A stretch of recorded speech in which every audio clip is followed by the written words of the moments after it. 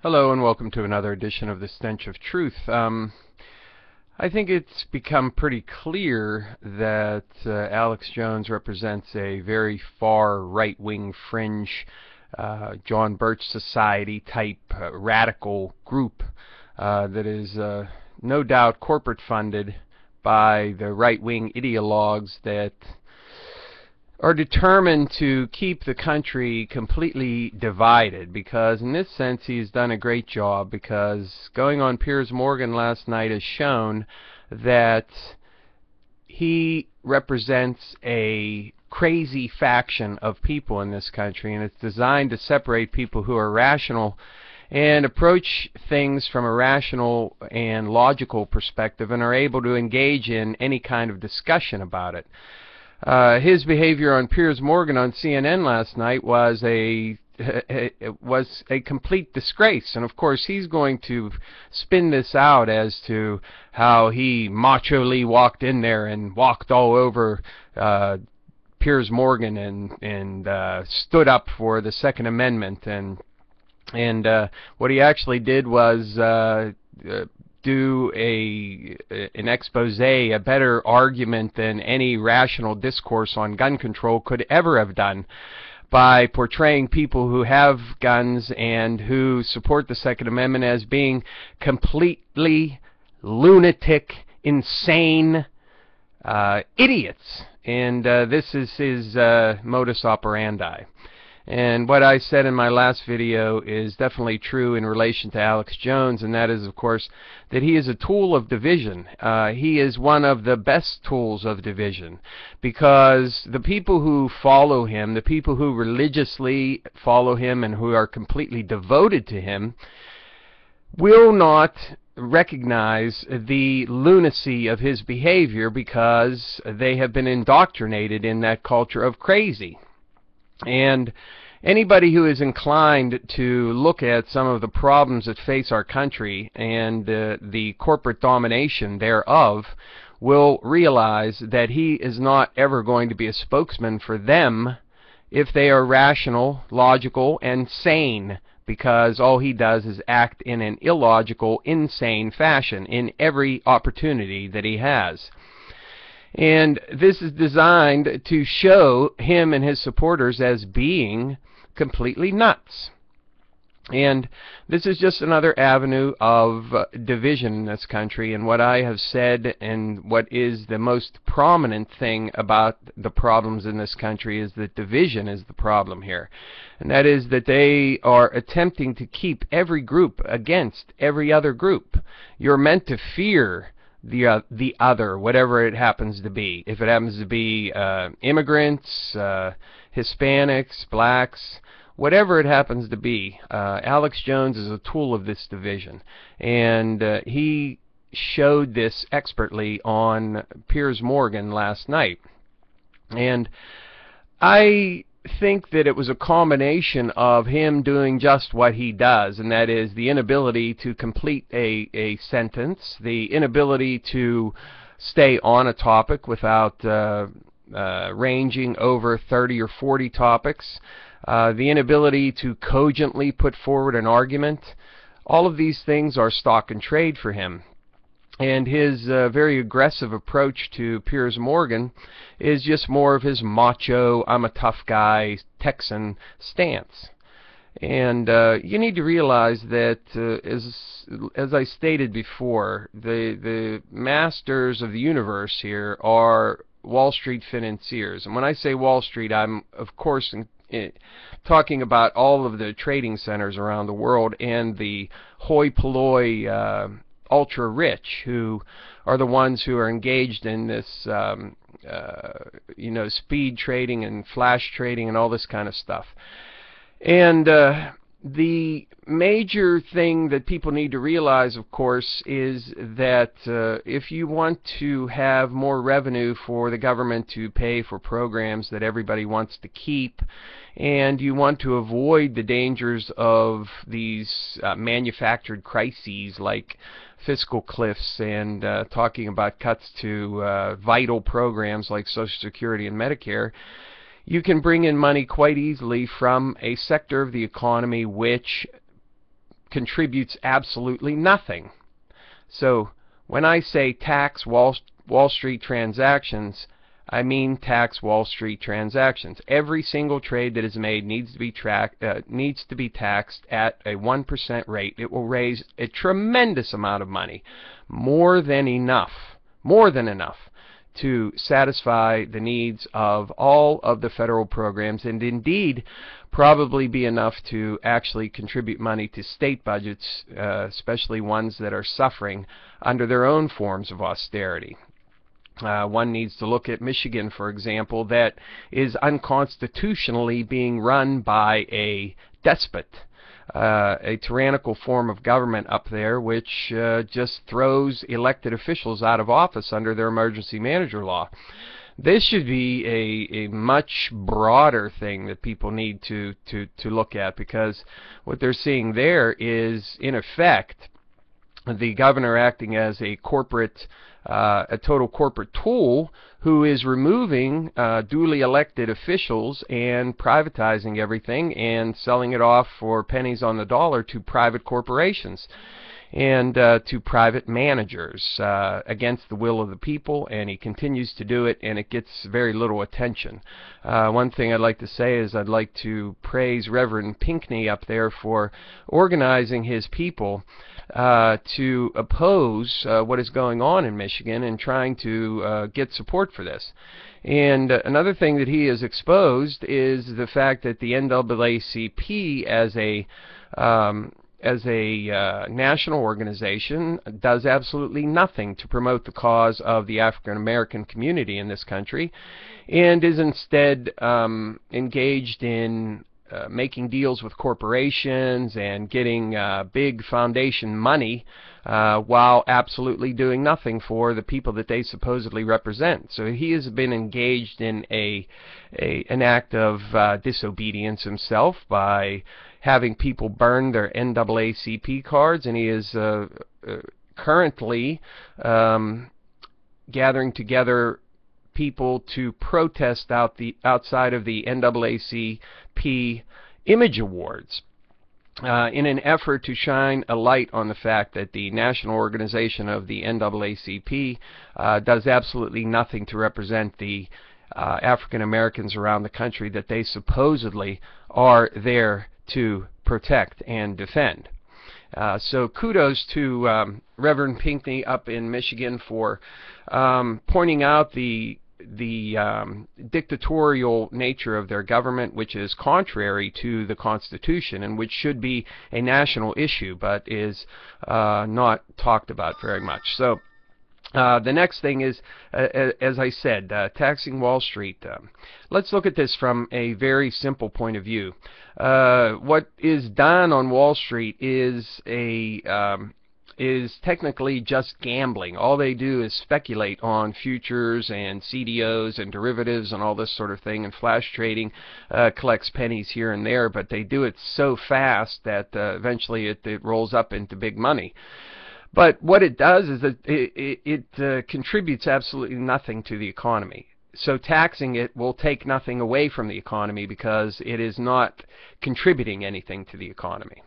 And what we have seen in this recession is that the markets, quote unquote, that are represented by Wall Street and these trading centers is completely disconnected from the economy as a whole, because you can have Wall Street, the Dow Jones average and all this other thing go up and stay up and not crash, even though the rest of the economy and everybody in the country is suffering under the effects of a massive recession. So taxing Wall Street is paramount. It is paramount.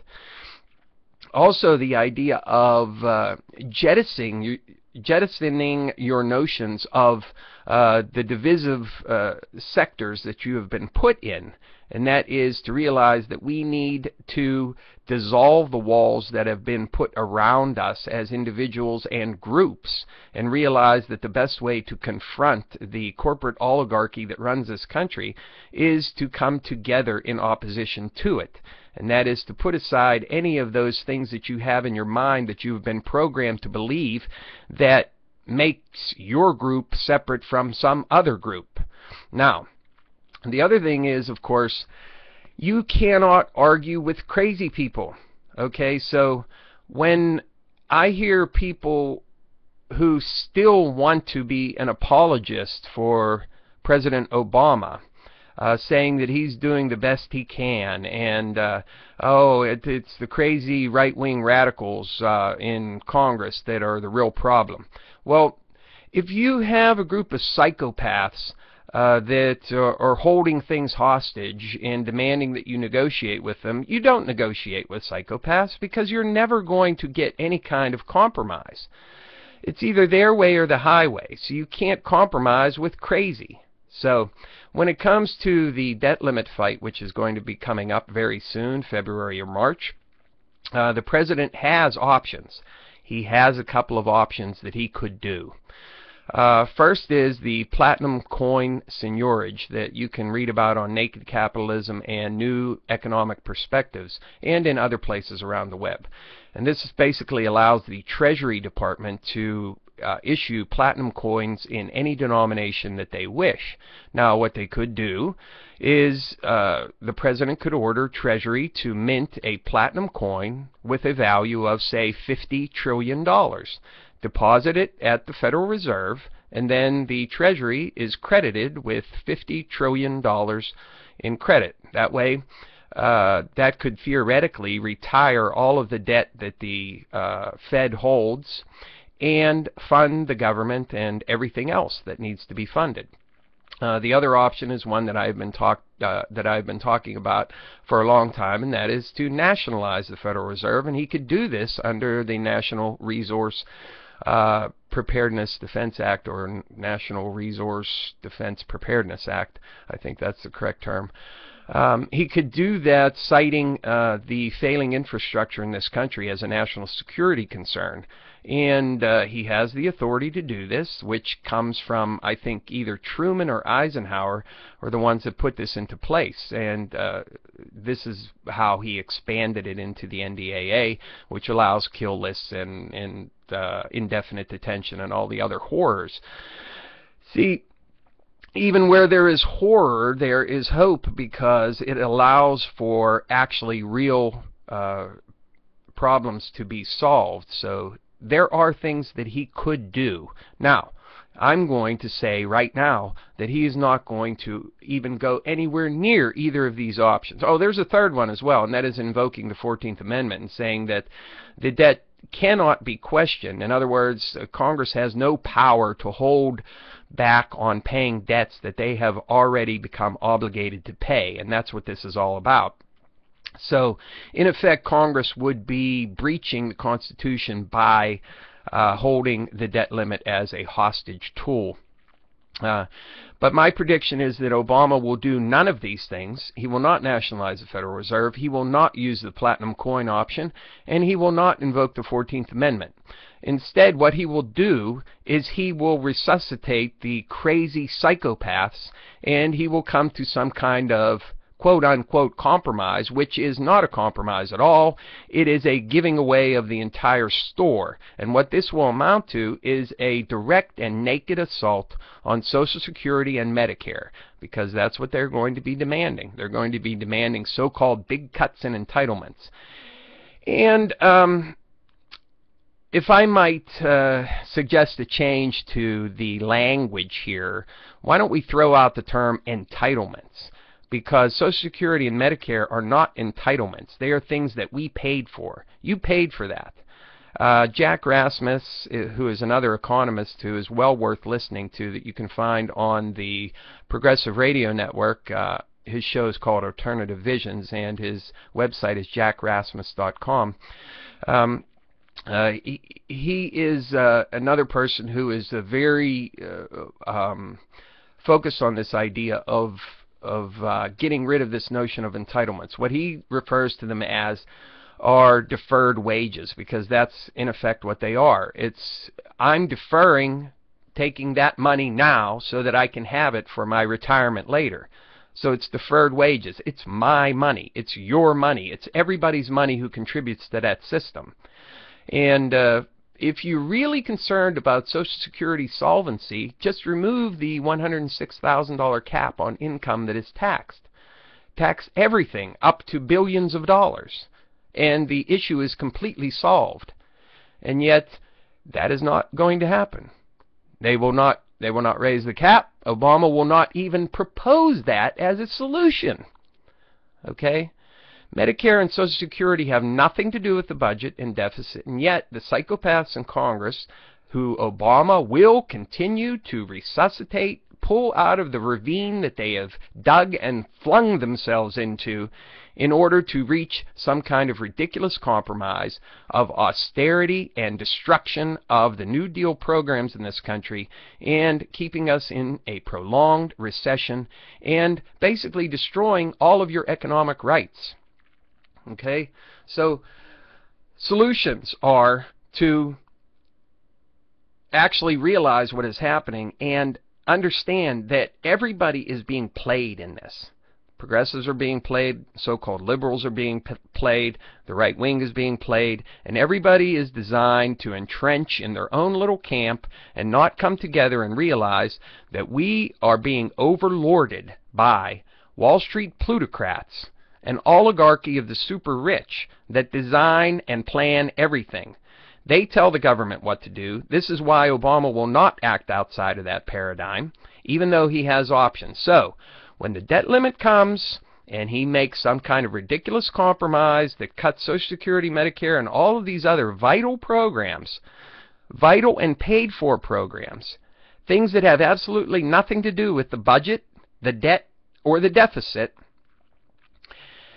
remember what I said. He has options that he can take. And when he doesn't take them, I want to hear every Obama apologist shut the fuck up.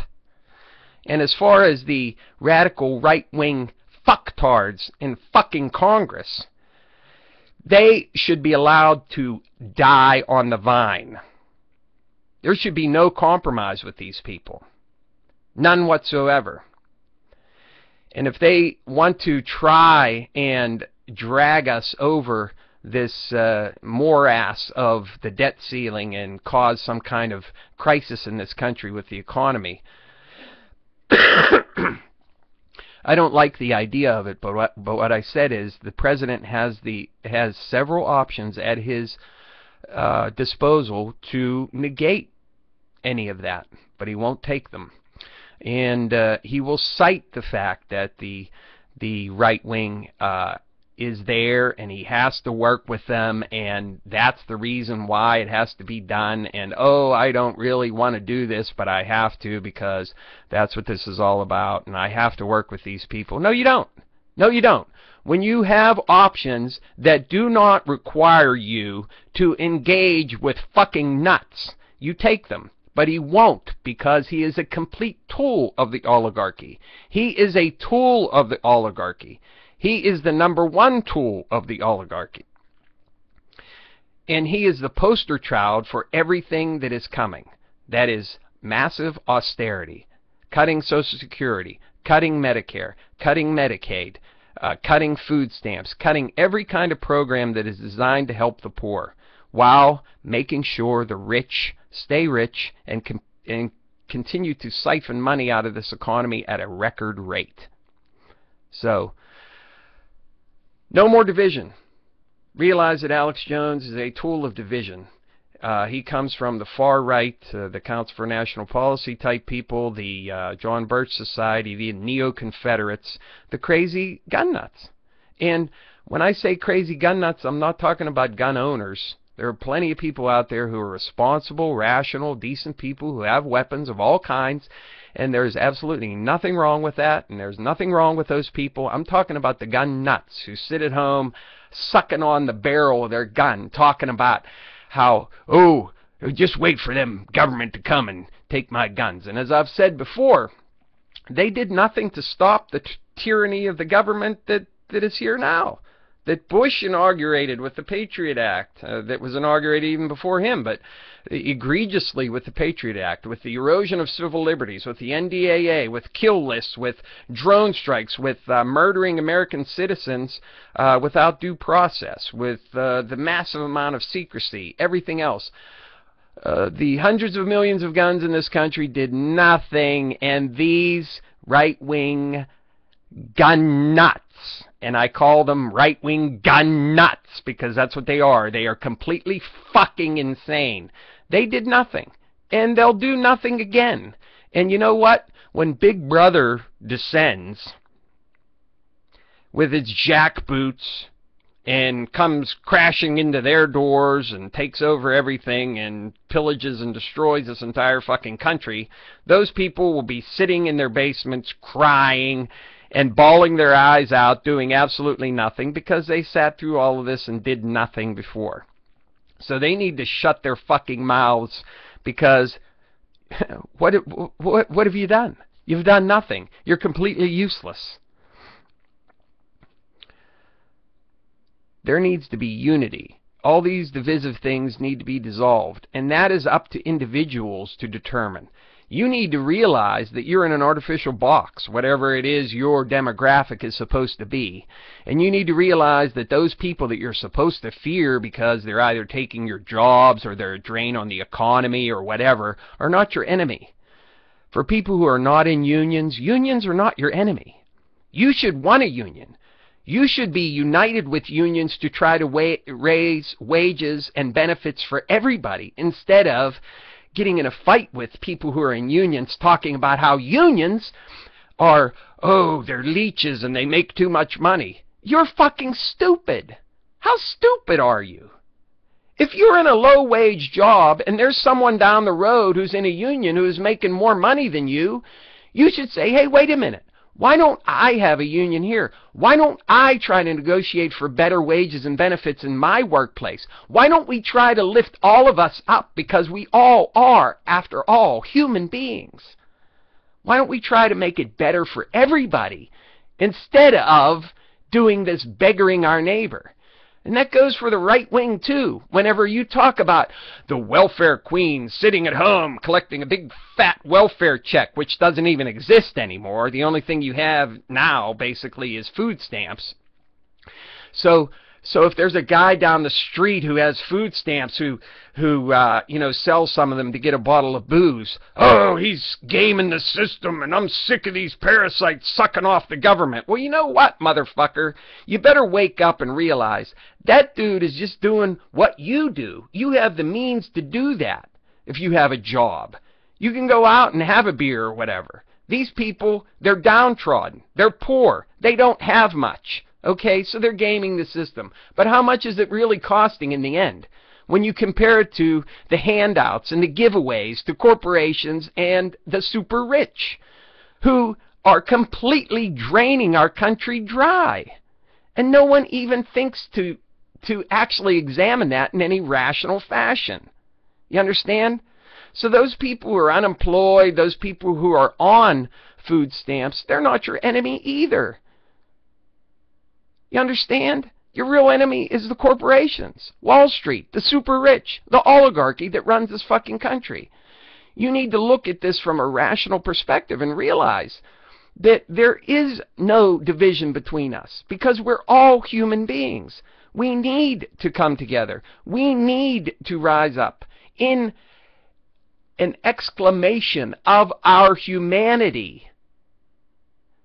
We need to demand a living wage. We need to demand real health care reform by having Medicare for all forever. Strengthening Medicare, strengthening Social Security, increasing Social Security benefits, lowering the age of eligibility, and making Medicare available for everybody, and getting rid of the bloated, disgusting private insurance industry in this country, which is the #1 cost of our exorbitant fucking healthcare costs in this country. #1. Eliminate that, and you eliminate the vast majority of the costs in this country. And then we could get down to what other civilized industrial countries around the world have as healthcare costs. So if you want to talk about real, actual things, you need to get those veils taken off your eyes and remove those walls that have been put around you and actually look at and examine things in a rational manner, if you're capable of doing so. And realize that these other people are not your enemies. The oligarchy is your enemy. The super rich are your enemy. It's not even the government, because the government is merely a tool of these people to get what they want. And that is the rape and pillage of this fucking country. Thank you. Good day.